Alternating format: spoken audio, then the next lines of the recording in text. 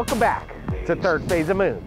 My name's Blake Cousins, and we're here in Waipio Valley, otherwise known as the Valley of the Kings.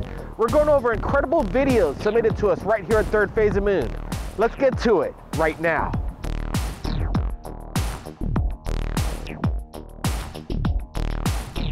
The Ciola Winter YouTube channel submitted this incredible video from the International Space Station.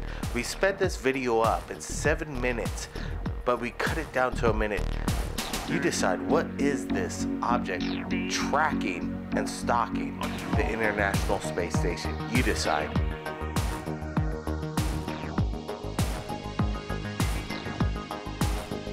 While earlier this month shooting on the Big Island of Hawaii, a local native came up to us and wanted to share his incredible UFO story. So we did an impromptu video. Here it is. Name is Dante Del Rosario, born and raised in Kuli'o'o Valley, Honolulu, Hawaii. First sighting in Hilo, right there in the industrial area by Jimmy's Radiator. Me and my friend were just noticing how much helicopters been flying around lately. And it was about 6 in the evening, and all of a sudden we seen this flash of light just go down in the horizon really fast, and it just shot up straight up in the air and it disappeared. For the longest time I've been a skeptic on UFOs and stuff, but you know, I believe there is something out there that's just watching us as somebody smarter, more intelligent than us, just hoping that we don't mess things up, plain and simple. Now let's go over this video that we found on Facebook via our friends. We found it very intriguing right here at Third Phase of Moon. We believe you'll find it intriguing as well. The mystery behind Ed continues. Broad daylight footage shot on VHS in the 1990s. Take a look.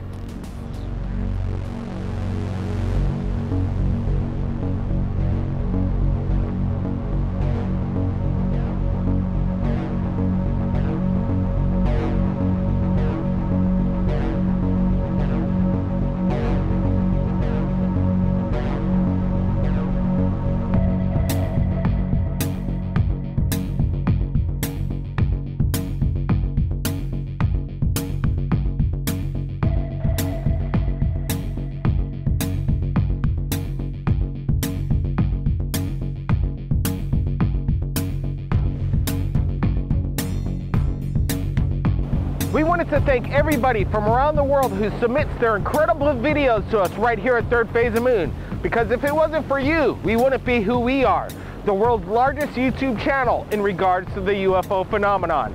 So if you capture anything amazing, submit it to us via Skype, Facebook, Twitter, and we'll be checking out your incredible videos.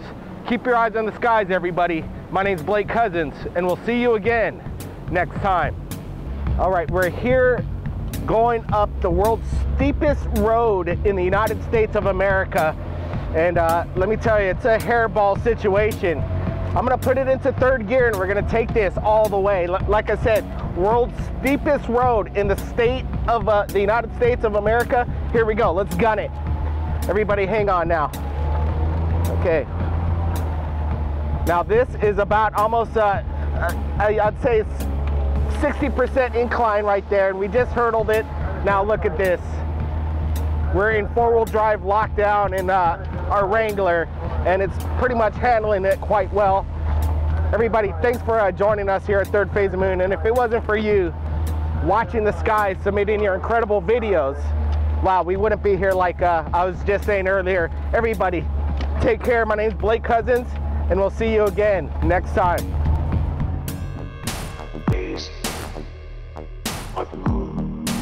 This is Blake Cousins, founder of Third Phase of Moon. Welcome to the show, Blake. Hey, thanks, Dr. J. Great roundtable tonight. I wanted to get to, we're working on something special, something incredible. It's DARPA. What's DARPA up to? We at Third Phase of Moon want to find out what's going on at the Defense Advanced Research Projects Agency. DARPA is up to something big. They've been doing this since 1958. Their headquarters are in Arlington, Virginia, and they have 240 employees, and they have a $1 billion budget. These aircraft that DARPA's using and building from reverse alien technology, it's something incredible, something that needs to be investigated. We're looking for people that are on the inside of DARPA. There's only 240 employees. What's the turnover rate over there? Somebody has had to been fired from there or want to speak out. We're looking for DARPA employees that want to talk and share what's going on over there, because something's going on. These aircraft are something straight out of a Star Trek movie, but they don't look like UFOs. UFOs and these other videos that we get right here at Third Phase Moon, they're unconventional. DARPA keeps it conventional, but still there's that edge.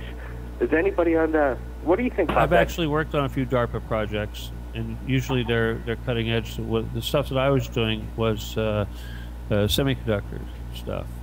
Typically, always trying to push the envelope, and that's typical with DARPA projects. Is they're always trying to push the envelope of whatever particular technology. So DARPA, I think what they're doing is reverse engineering. Obviously, I think it's a given. Obviously, we've had craft since at least 1936. Hitler had. We've had them since 1942, the Cape Girardeau incident in Missouri. Unless you want to go back to the 1896 case in Aurora, Texas. But obviously, to say that we have had ET craft and have not reverse engineered them would be very stupid. Well, that's, if you want to look for the ET connection, if you look at Corso's book, The Day After Roswell, he says that the technologies that were released were semiconductors, night vision, and lasers. Right, exactly. There's a trifecta. Kevlar, right? Kevlar too. Well, Kevlar, yeah, but from my standpoint, I happened to be in the optics industry, which dealt with semiconductors, lasers, and night vision. So that was kind of, And he seeded that technology into what we're using and right DARPA, now. of course, feeds it. They basically do they fund the high tech, the state of the art stuff, and then that all filters down. Mr. Kelly, let me ask you. So you say yourself you worked on the DARPA project? I worked on, when I was in the optics industry, making parts for photolithography systems and stuff like that, microphotolithography, semiconductors, servicing the semiconductor industry. Several projects that came through there over the years were DARPA, but typically, I can tell you exactly what they were. They had to do with printing the mask of the semiconductors. In other words, the master patterns for the photo masks. And let me ask you, Mr. Lee, thanks for coming back on Third Phase Moon. There was a lot of comments on the Illuminati came forward, and you gave a lot of information. People were really interested in your insight. But when the annual budget claimed by Wikipedia is that it's $1 billion and there's only 240 employees, that's accurate? Blake, let me jump in for that. I got to tell you, is obviously what's written as the budget is not the real budget. And I know this for a fact because this SEAL, who's not into conspiracies or anything at all, he was just a normal Navy SEAL who was in Vietnam from 66 to 69. And then he did 2 mercenary missions. And he said every single mission during the SEALs and the mercenaries after came from the CIA. Well, both mercenary missions were to guard giant cargo ships full of coke, 2 coming to the U.S., 1 from Peru, 1 from Colombia. But that's not DARPA, John. But that's Black Ops. A lot of people... That's funding Black Ops, though. Well, see, but that's another thing. I was involved in that, too. But the DARPA thing is different. DARPA really does go out to industry in the form of grants and contracts to make advanced stuff and assemble advanced stuff. And so it's very much a technical construction arm of the, and if you will, DE.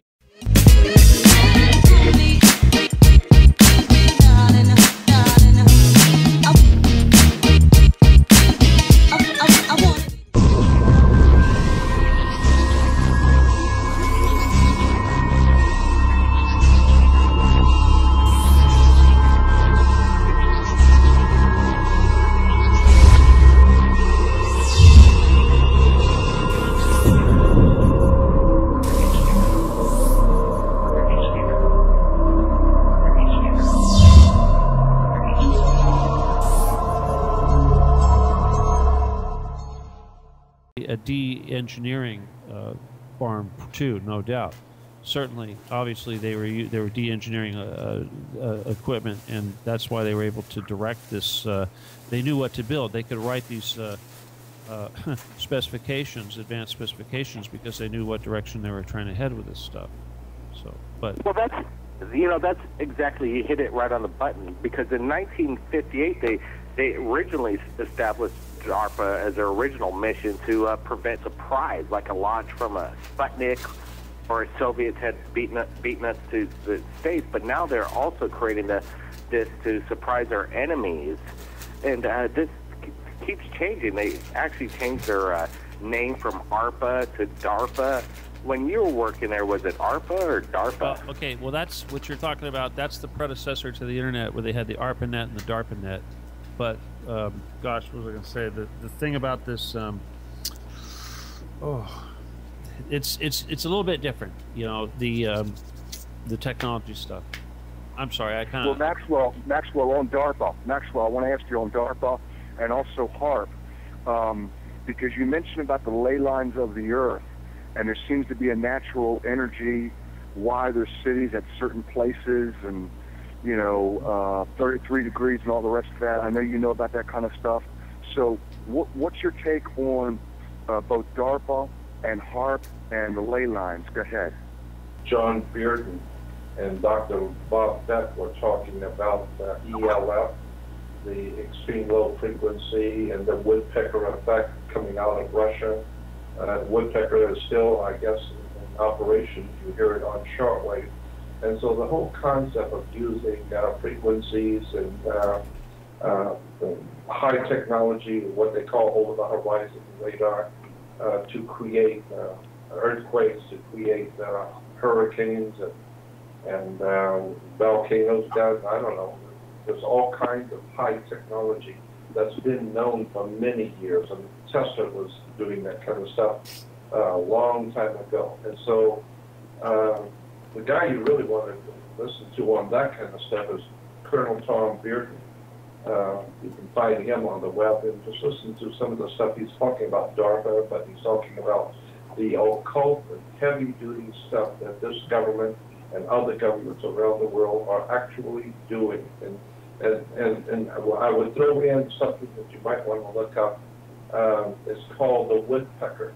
A lot of people may not know what I'm talking about, but it's a very interesting subject. Just look up woodpecker effect, and you will see that both Russia and America have been using this kind of high technology, ELF, extreme low frequency, to cause people to go crazy, causing people to get angry, causing people to become confused electrically.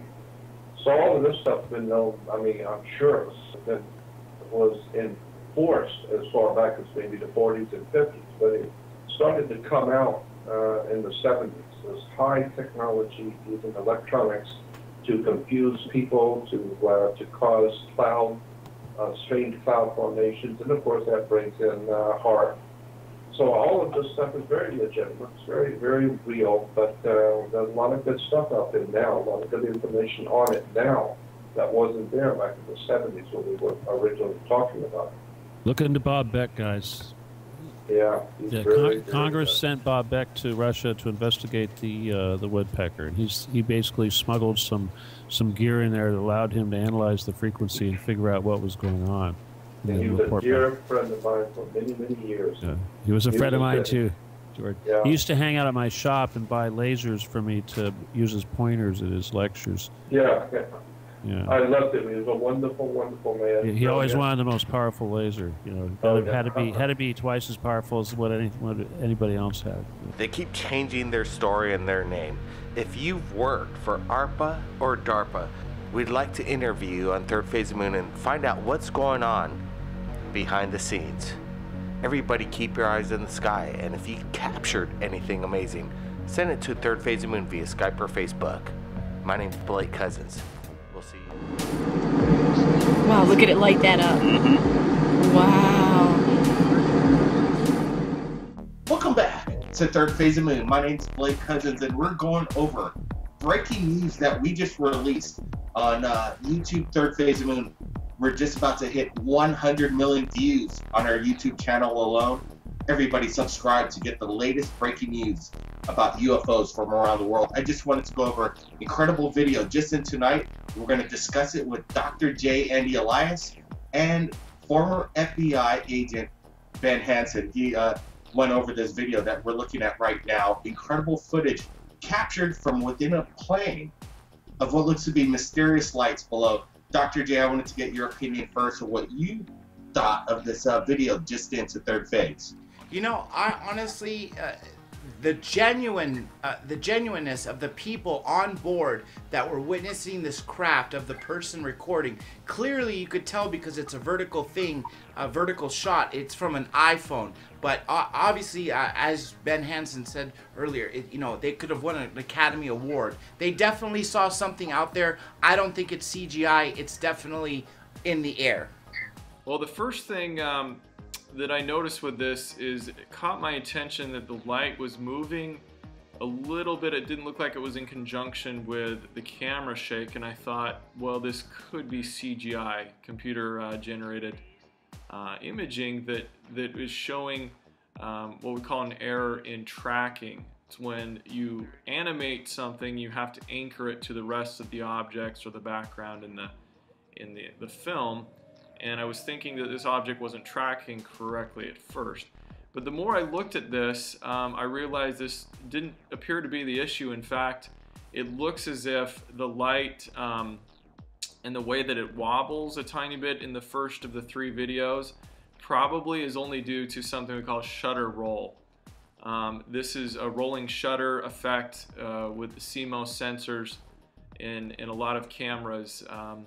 And what ends up happening is sort of a blurring effect, or it looks like the image is wobbling. So the reactions of the people seem pretty genuine to me. It actually take a pretty professional job to fake reactions like this that are so spontaneous. They seem appropriate with the background of the chatter and everything you're hearing on the plane. It wasn't over dramatized. They didn't act as if they were reading from a script. It sounded very legitimate and real to me. So my opinion is that whatever's captured in this video most likely is happening in camera. It's going towards it. Whoa! Oh man, look at that! Do you see that? Mm-hmm. Yeah, we're looking at the videos, and now we're about to enhance it and zoom it in about 2,000% and put some brightness contrast to this, so we could even get a better look at these videos that came in. And there's some new information about what was going on in regards to this, and we can all hear people's reactions in real time. This is something incredible, but they were on their way from a business trip from Vegas to Chicago, and they're thinking this is closer to Vegas. So, and it was shot in what was it, March or May 9th, 2013. So there's old UFO videos out there. He said he couldn't share it with Third Phase of Moon because he had a hard time editing these 3 clips together and zooming in on the UFO. And that's what we do here. What we do here at Third Phase of Moon is analyze these videos. What do you think of looking at the trifecta, John? Like, you see it from one light and then it transforms into a triangle formation.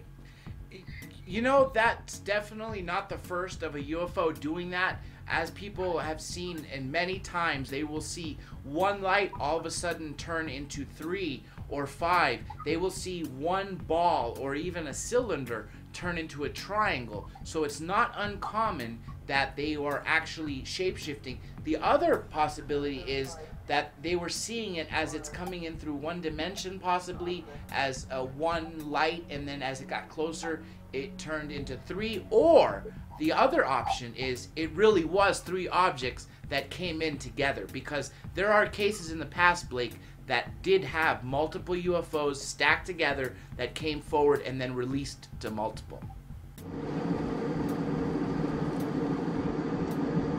Wow, look at it light that up. Wow. It appears to be maybe a half an hour of time. We're looking at something where the sun is probably just set beforehand. In the third video, it's actually quite dark. I wouldn't be surprised if this happened over about a half an hour.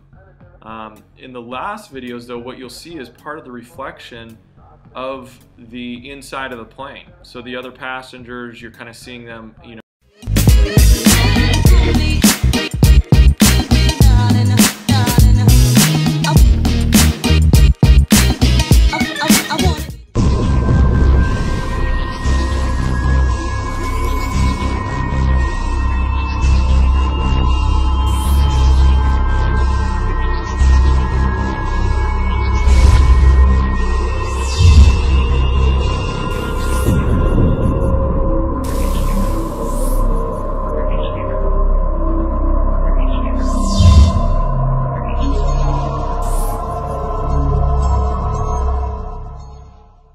Backlit and reflecting, so there is some of that, but the object and the light is consistent throughout all the three videos.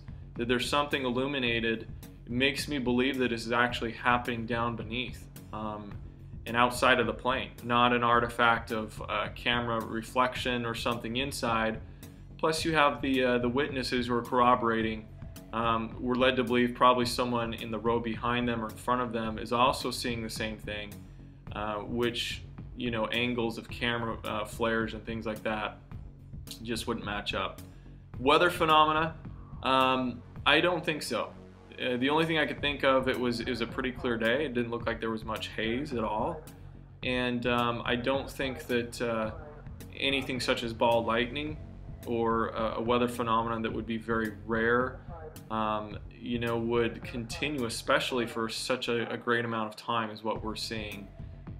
Over several minutes, and for this thing to kind of undulate, it looks like a snake with a trail of light following behind it, which is very, very strange. So it's a great video. It really is. To me, I'm gonna have to put this in the box of I have no clue. This doesn't fit typical UFO description of solid object, of triangular object. It doesn't even fit the description of light anomalies that we're familiar with. For everybody out there who was on that flight, contact Third Phase of Moon. Whether you were a witness that just heard people saying they saw something, or you were one of the people actually looking out the window, contact Blake Cousins in Third Phase of Moon. Thank you, John, and thank you, Ben, for joining us right here, going over this incredible breaking news. Everybody look at the videos. We've contrasted it, again, zoomed in, listened to the reactions, and if anybody has old footage, you know, whether it goes back to the 60s, Super 8, high VHS, Super VHS, we want to go over it, look at it, zoom in on it, because I know there's an archive of UFOs still waiting to be seen and shared to the world. Everybody keep your eyes on the skies. My name is Blake Cousins. We'll see you again next time.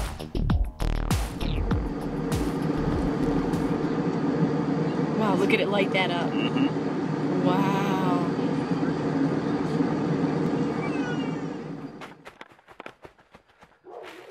There they go. Blake Cousins here at Third Phase Moon with breaking news. Ed is in contact with us right now. He's just shared incredible video of what looks to be a star ship, a beam ship of some sort, shooting vertically in the night sky. Ed's with us right now. His videos are going viral. The people have shared his videos, asking the big questions. They're all over the internet. Ed's footage over the past couple months have been so, you know, exciting in the UFO world right now. People are amazed. Ed, tell me, what's the circumstance behind this video? And welcome back to Third Phase. Yeah, Blake, thanks for having me back. This was shot in 1987, right after I was getting off the ship.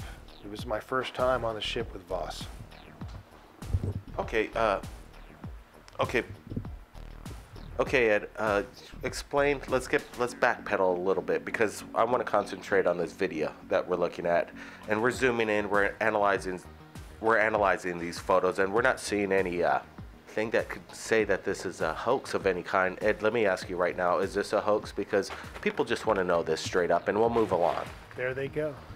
No, this is authentic footage that I shot after being on the ship for the first time.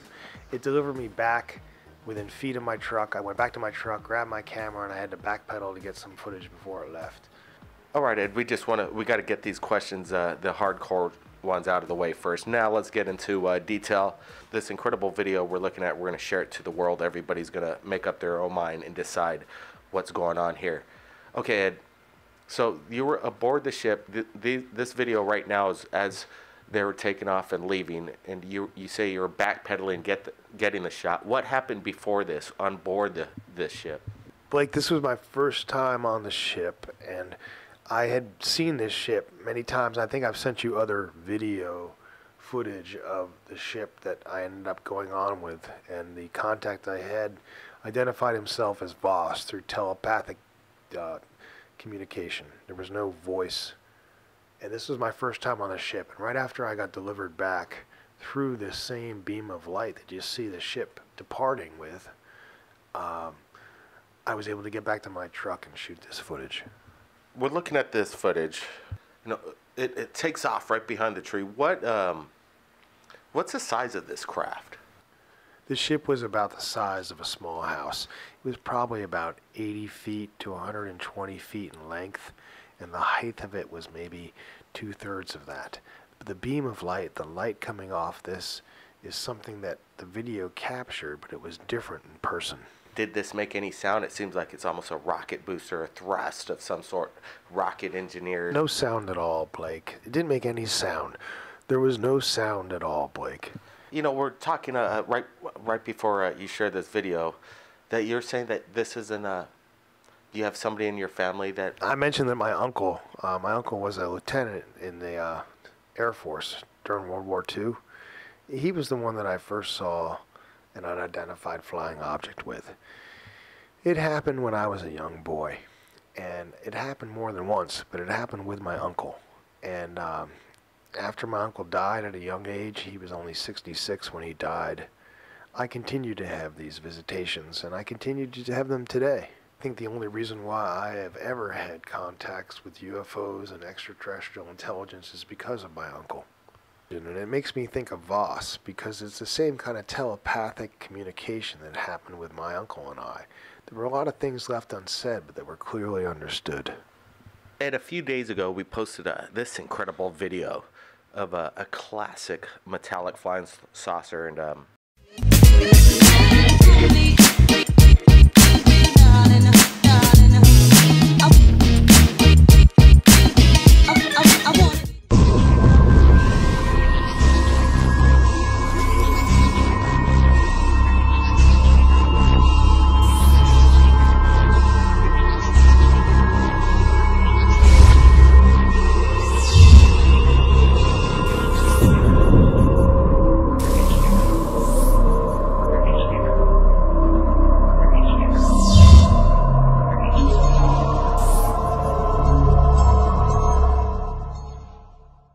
you know, it doesn't get much better than this. I didn't get your comments of what the circumstance behind that was, but there's a lot of stuff going on in the video. You see apparitions flying by. It almost looks like something's jettisoning out of the UFO. What was going on in this shot right here? Yeah, Blake, I just dug these up, and this was a great discovery to make again. This came in about 1986. It might have been as early as 1984. There's two of these here, and they're different. They look similar, but they're actually different craft. But they are in the same area of the country. I was in South Carolina at that time, and you know, I spoke of my uncle and my introduction to these craft through him. That was my first experience, and this is experience that I had before. And what I'm coming up with is some interesting stuff, but as I told you the first time we spoke, this is a part of my life, but it's not the only part of my life. And I know I carried a camera on that ship, but I also know that there's a different force of energy working there. So I'll look in my archives and see what I might be able to discover for you. But it's a different environment, one where our alternating current is not functioning. I'll see what I can come up with. As I find this is enjoyable for me. I'm having a good time looking at these old archives and digging the stuff up. And as I said before, this is just a part of my life, like there's another part of my life. You know, when I first experienced the UFO with my uncle, it was not long after Neil Armstrong had first walked on the moon. And, you know, this just seemed normal to me when I had this experience with my uncle. But what's happened since that time has been very slow. And that's okay, because this is just another part of my life. But the fact of the matter is that, you know, we all heard last week about ex-President Clinton coming on the news and saying, you know, the aliens are coming. I mean, this is common knowledge. The aliens are already here. How does that make you feel, Ed, that, you know, these ETs are making contact with you, and the you know, presidents of the United States can't even prove that ET exists, and, you know, Area 51 once held the bodies crashed from Roswell, and, you know, they have the alien technology, and presidents can't even be involved with and you're making contact with them.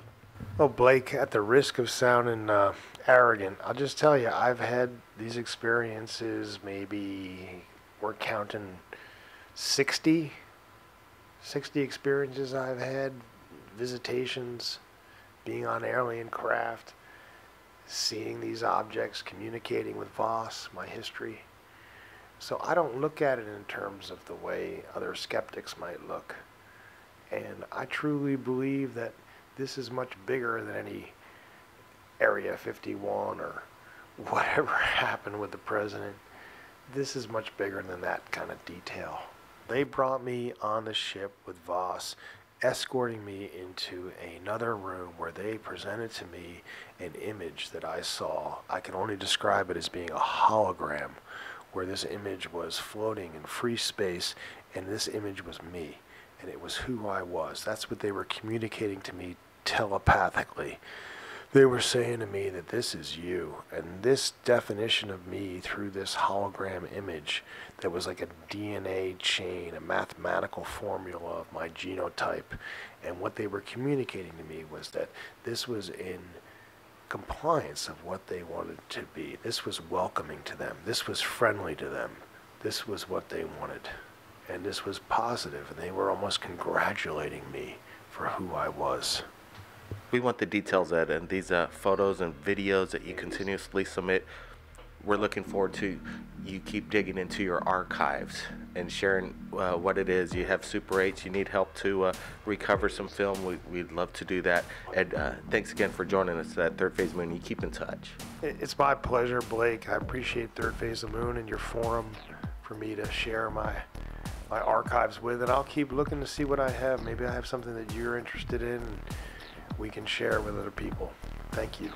Thank you, Ed. And wow, we just wanted to do it like we do it at Third Phase of Moon. Share it in real time, liquid information. It's like a faucet of water, continuously streaming live to the people around the world.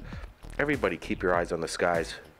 And if you've captured anything amazing in regards to the UFO phenomenon, submit it to Third Phase via Skype or Facebook. My name's Blake Cousins. We'll see you again next time. There they go. There they go. That's it. See you, Voss. By popular demand, we are pleased to announce that Third Phase of Moon album is finally featured on iTunes. With all your favorite songs and themes you hear on the top UFO channel on YouTube, Third Phase of Moon. Out of This World soundtracks composed by master artist Paul Barrett. With 12 remastered and extended cuts to enjoy. Download them now, exclusive on iTunes. Click the link in the description below. Now listen for yourself, heard by millions around the world, Paul Barrett's album, Third Phase of Moon.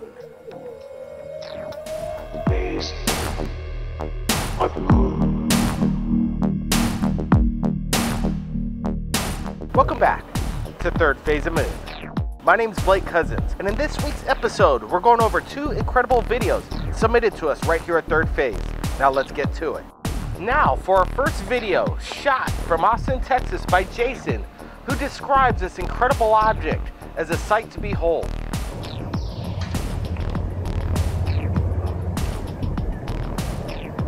Notice the light blinking underneath the craft. This isn't no FAA regulated lights.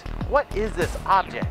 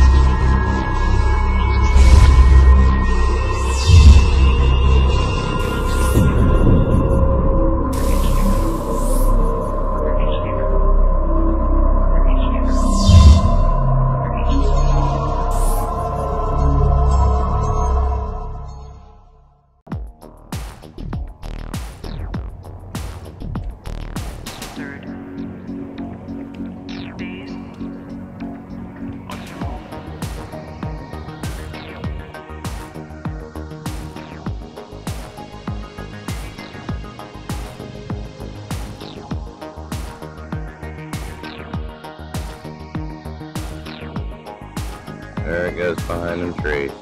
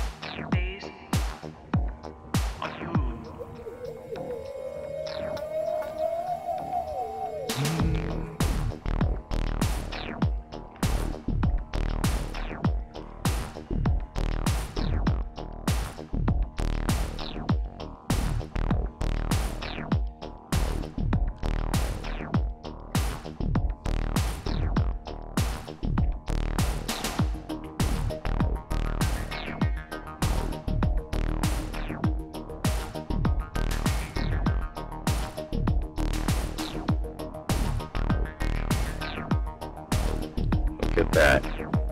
Why a UFO would need landing lights.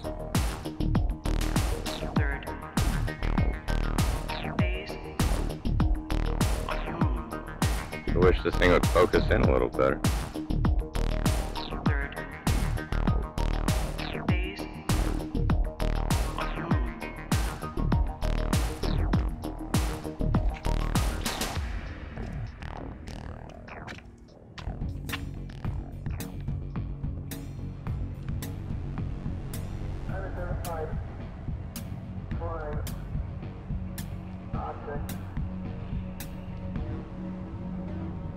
There he goes behind the trees.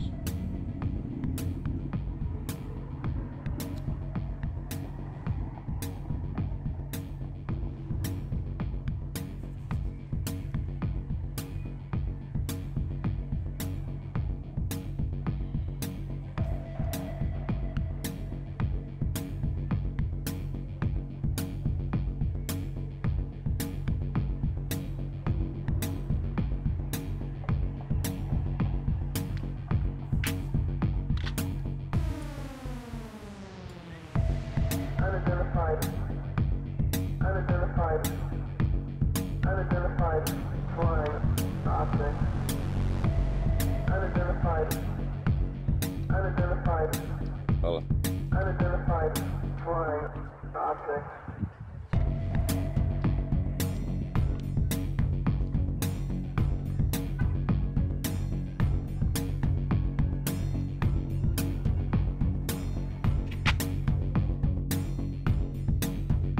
It's going into that light. Hard to see.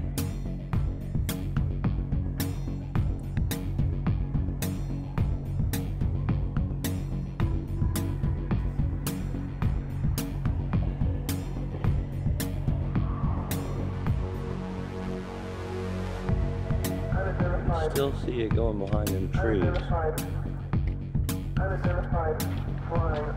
It's right over downtown Austin, Texas. Unidentified flying object. And I can't see it anymore. Still see it on film though.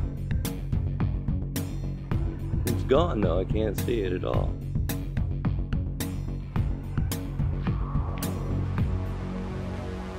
Look at how it lights up right there.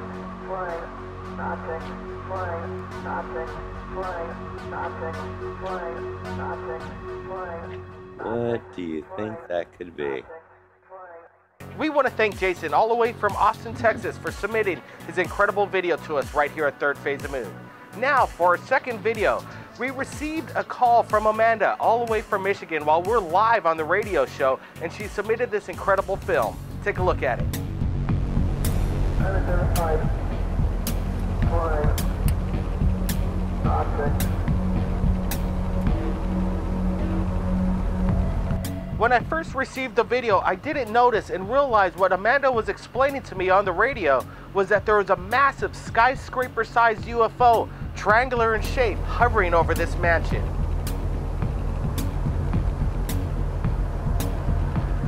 Could this be a TR-3B, a reverse-engineered alien military aircraft? You decide.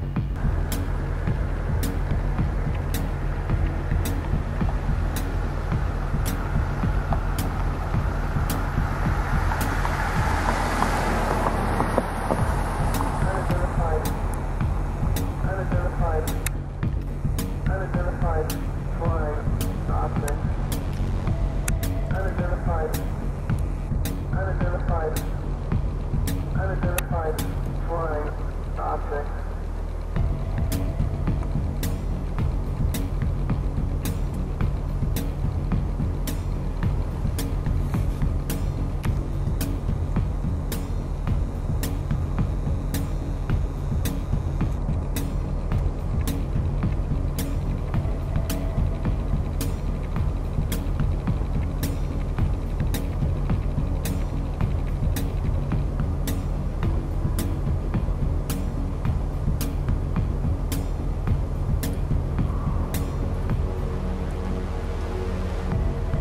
Unidentified flying object.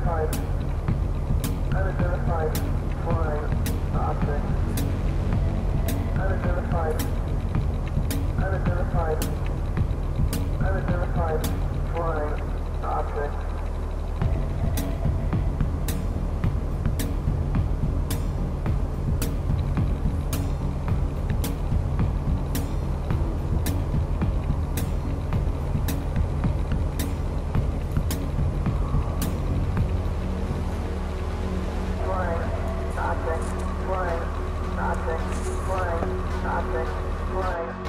I'm recording now, because what I thought I was taking a video before, and I think I am right now, but yeah, I think I am. It's right above me.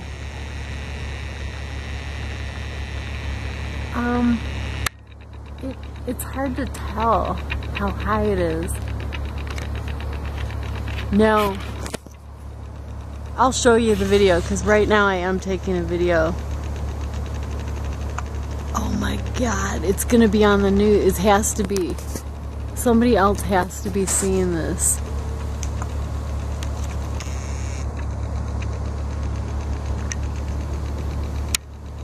I'm in Novi, like in my brother's neighborhood. It's weird because, yeah.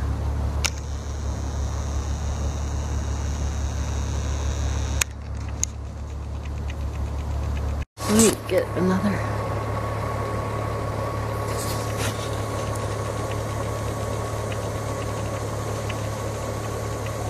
I wish you were here. You would be freaking out.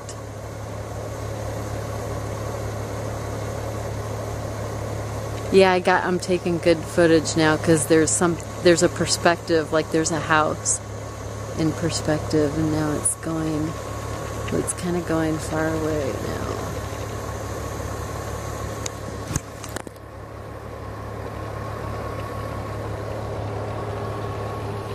Oh, it's kind of leaving.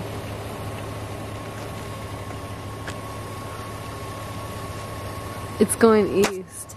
Oh my, they have to know I'm here. my God.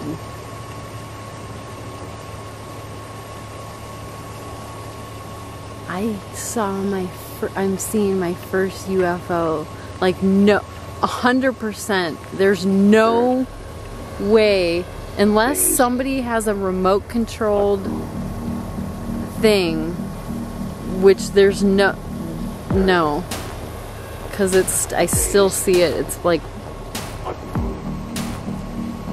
oh my God. What are these strange lights appearing over the planet Earth? Have your cameras ready because we're standing by right here at Third Phase of Moon. Submit them to us via Skype or Facebook. My name's Blake Cousins, and we'll see you again next time. By popular demand, we are pleased to announce the Third Phase of Moon album is finally featured on iTunes. With all your favorite songs and themes you hear on the top UFO channel on YouTube, Third Phase of Moon. Out of This World soundtracks composed by master artist Paul Barrett. With 12 remastered and extended cuts to enjoy. Download them now, exclusive on iTunes. Click the link in the description below. Now listen for yourself, heard by millions around the world, Paul Barrett's album, Third Phase of Moon.